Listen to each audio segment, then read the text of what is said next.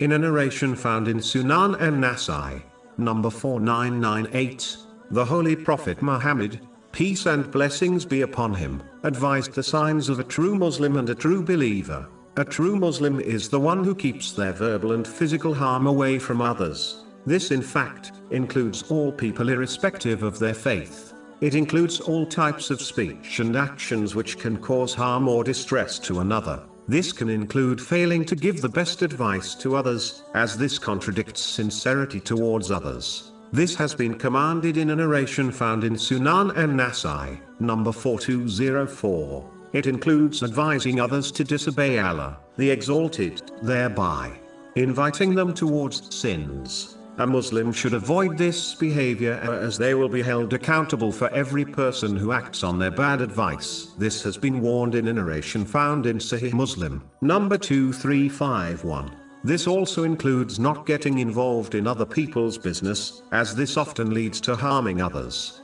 A Muslim must speak in a positive way in respect to others in their presence and absence, just like they desire other people to talk positively about them.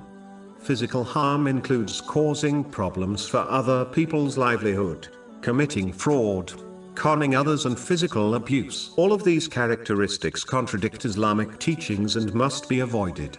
A true believer, according to the main narration under discussion, is the one who keeps their harm away from the lives and property of others. Again, this applies to all people irrespective of their faith. This includes stealing, misusing or damaging the property and belongings of others. Whenever one is entrusted with someone else's property, they must ensure they only use it with the owner's permission and in a way which is pleasing and agreeable to the owner. The Holy Prophet Muhammad, peace and blessings be upon him, has warned in a narration found in Sunnah and Nasai, number 5421, that whoever illegally takes someone else's property, through a false oath, even if it is as small as a twig of a tree, will go to hell.